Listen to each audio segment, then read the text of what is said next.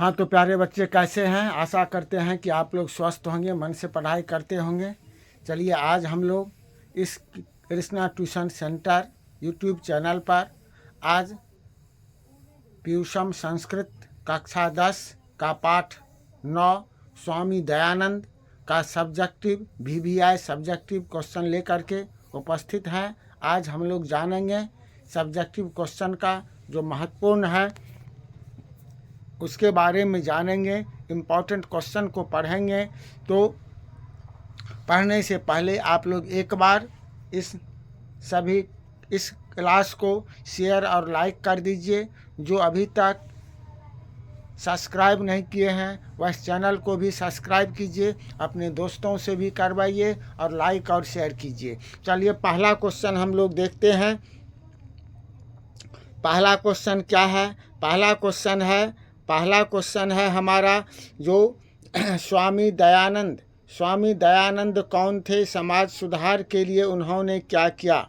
उत्तर क्या होगा? स्वामी, देखिए ये प्रश्न जो है लघुत्तरीय प्रश्न है, 2 अंक स्तर का, तो 20 से 30 शब्द में देना है, इसीलिए ज़्यादा कुछ नहीं। क्या है? स्वामी दयानंद कौन थे?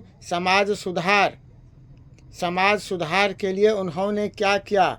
तो उत्तर क्या होगा? स्वामी दयानंद समाज सुधारक थे। उन्होंने समाज की गलत रीतियों को लोगों के साथ मिलकर दूर करने का प्रयास किया और DAV शिक्षण संस्था की स्थापना की। अगला प्रश्न है हमारा, क्या देखिए अगला प्रश्न क्या है? जो स्वामी दयानंद समाज के महान उद्धारक थे, कैसे? नहीं, ये देखिए 14 और 15 में पूछा गया है। फिर इसी क्वेश्चन को ऐसे भी पूछा जा सकता है कि स्वामी दयानंद पाठ का 5 वाक्यों में परिचय दें, या अथवा में इस क्वेश्चन को ऐसे पूछा जाएगा, स्वामी दयानंद का जन्म कहाँ हुआ था? समाज सुधार के लिए उन्होंने क्या किया? ये सब प्रश्न का जवाब एक ही होगा। तो क्या लिखेंगे? इसका उत्तर होगा स्वामी दयानंद सरस्वती का जन्म गुजरात प्रांत के टंकारा नामक गांव में एक ब्राह्मण परिवार में हुआ था। 19वीं शताब्दी ईस्वी में मुख्य समाज सुधारकों में स्वामी दयानंद अति प्रसिद्ध। इन्होंने रूढ़िग्रस्त समाज और विकृत धार्मिक व्यवस्था पर कठोर प्रहार करके आर्य समाज की स्थापना की, जिनकी शाखाएं देश विदेश में शिक्षा सुधार के लिए प्रयत्नशील रही है। शिक्षा व्यवस्था में गुरुकुल पद्धति का उद्धार करते हुए इन्होंने आधुनिक शिक्षा पद्धति DAV नामक विद्यालय जैसी संस्था की स्थापना किया, है ना। तो इनका जन्म कहाँ हुआ था? तो गुजरात प्रांत में हुआ था, टंकारा नामक गांव में। और इन्होंने क्या सब समाज के सुधार के लिए किए? तो समाज में जो रूढ़िवादी था, रूढ़िग्रस्त समाज, विकृत धार्मिक व्यवस्था, नहीं, उस सब को दूर किए। इसके बाद अगला प्रश्न है हमारा, क्या है? स्वामी दयानंद ने अपने सिद्धांतों के कार्यान्वयन हेतु क्या किया? तो स्वामी दयानंद ने, अगला प्रश्न है, स्वामी दयानंद ने अपने सिद्धांतों को कार्यान्वयन हेतु क्या किया? तो आधुनिक भारत में समाज और शिक्षा के महान उद्धारक स्वामी दयानंद भारतीय समाज में फैली हुई अपश्रद्धता, धार्मिक कार्यों में आडंबर आदि अनेक विषमताओं को दूर करने का प्रयास किया। भारतवर्ष में इन्होंने राष्ट्रीयता को लक्ष्य बनाकर भारतवासियों के लिए पथ प्रदर्शक का काम किया। दूषित प्रथा को खत्म करके शुद्ध तत्व ज्ञान का प्रसार किया। वैदिक धर्म एवं सत्यार्थ प्रकाश नामक ग्रंथ की रचना कर भारतवासियों को एक नई शिक्षा पद्धति की ओर प्रेरित किया। अगला प्रश्न है, स्वामी दयानंद ने अपने सिद्धांतों के कार्यान्वयन हेतु क्या किया? तो लिखेंगे, आधुनिक भारत में समाज और शिक्षा के महान उद्धारक स्वामी दयानंद भारतीय समाज में फैली हुई अपश्रयता, धर्म कार्यों में आडंबर अनेक विषमताओं को दूर करने का प्रयास किया।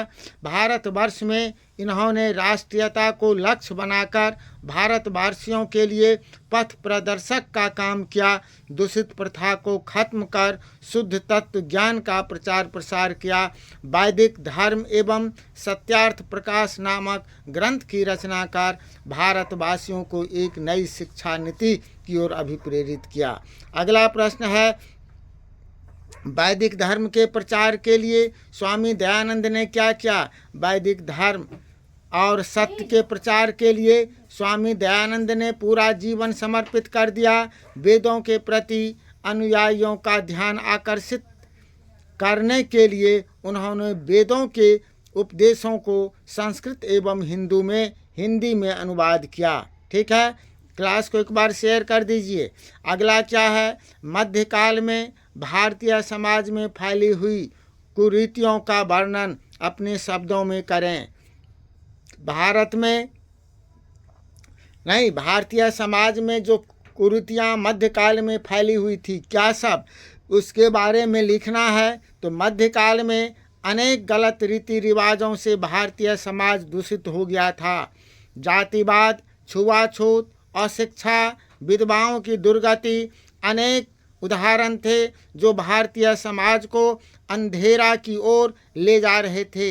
दलित हिंदुओं ने समाज में अपमानित होकर के धर्म परिवर्तन शुरू कर दिए थे। अगला प्रश्न बहुत ही इम्पोर्टेंट है ना। अगला प्रश्न जो है वह बहुत ही इम्पोर्टेंट है। स्वामी दयानंद ने समाज उद्धार के लिए क्या किया है? तो क्या लिखेंगे? स्वामी दयानंद ने समाज के उद्धार के लिए स्त्री शिक्षा पर बल दिया, विधवा विवाह हेतु समाज को प्रोत्साहित किया। उन्होंने बाल विवाह समाप्त करवाने, मूर्ति पूजा का विरोध और छुआछूत समाप्त कराने का प्रयत्न किया। अगला प्रश्न, आर्य समाज की स्थापना किसने की और कब की? आर्य समाज के बारे में लिखें। आर्य समाज की स्थापना स्वामी दयानंद सरस्वती ने 1885 ईस्वी में मुंबई नगर में की। आर्य समाज वैदिक धर्म और सत्य के प्रचार पर बल देता है। यह संस्था मूर्ति पूजा का विरोध करती है। आर्य समाज ने नवीन शिक्षा पद्धति को अपनाया और DAV नामक विद्यालयों के समूह की स्थापना की। आज इन संस्था की शाखाएं प्रशाखाएं देश विदेश के प्रायः हर एक नगर में अवस्थित है। अगला प्रश्न है, स्वामी दयानंद मूर्ति पूजा के विरोधी कैसे बने? या इसको ऐसे भी प्रश्न पूछा जाता है, स्वामी दयानंद को मूर्ति पूजा के प्रति अनास्था कैसे हुई? तो स्वामी दयानंद के माता पिता भगवान शिव के उपासक थे। नहीं, हम लोग ये पढ़े हैं, जो इनके शिवकांडी थे, कर्मकांडी परिवार में जन्म लिए थे। तो महाशिवरात्रि के दिन शिव पार्वती की पूजा इनके परिवार में विशेष रूप से मनाई जाती थी। एक बार महाशिवरात्रि के दिन इन्होंने देखा कि एक चूहा भगवान शंकर के मूर्ति के ऊपर चढ़कर उन पर चढ़ाए हुए प्रसाद को खा रहा है। इससे उन्हें विश्वास हो गया कि मूर्ति में भगवान नहीं होते हैं, और तभी से ये मूर्ति पूजा के विरोधी बन गए और उसी समय रात्रि जागरण छोड़कर वे घर चले गए थे। अगला प्रश्न है, महाशिवरात्रि पर्व स्वामी दयानंद के जीवन का उद्बोधक कैसे बना? एक बार महाशिवरात्रि के दिन शिव उपासना के समय इन्होंने देखा कि एक चूहा भगवान शंकर की मूर्ति के ऊपर चढ़कर उन पर चढ़ाए हुए प्रसाद को खा रहा है। इससे उन्हें विश्वास हो गया कि मूर्ति में भगवान नहीं होते हैं, मूर्ति में भगवान का वास नहीं होता है। इस प्रकार वे मूर्ति पूजा के विरोधी हो गए और वेदों का अध्ययन कर सत्य का प्रचार करने लगे। इस प्रकार शिवरात्रि पर्व उनके जीवन का उद्बोधक बना। तो इस तरह से हम लोग जो महत्वपूर्ण क्वेश्चन था इस स्वामी दयानंद नवम पाठ का इम्पोर्टेंट, उसको देखें।